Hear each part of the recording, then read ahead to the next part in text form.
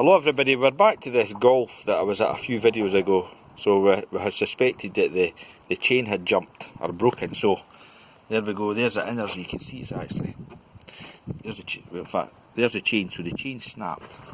And you can see it's damaged the tensioner, and my friend said that actually the bolt that goes in here was split. It went off, so but he thinks it's designed to break away, so that was going. So we're definitely right, this chain has snapped at this side, although the timing belt at the other side is good.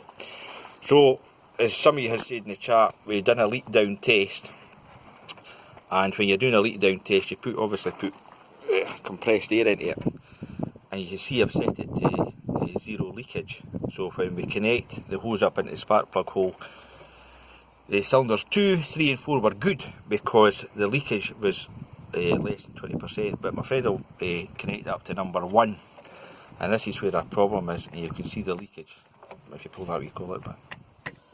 There you go, we've got 100% leakage.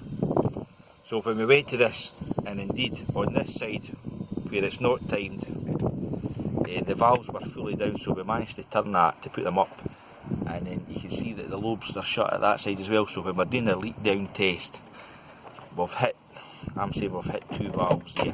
Everything else, cylinders 2, 3 and 4 are good. In fact, we'll just demonstrate that at the moment. I'll take this one out. Or can we demonstrate it? Let me see.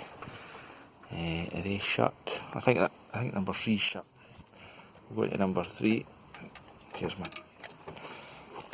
I'll just get my assistant to do it. And hopefully, I think our valves are shut here. They're shut enough. You can see the leakage. Oh no, they're no shut. No matter. One of them must be down. But that's what the problem was. 2, 3 and 4 is good, but cylinder 1, we've rattled some valves. Anyway, cheers.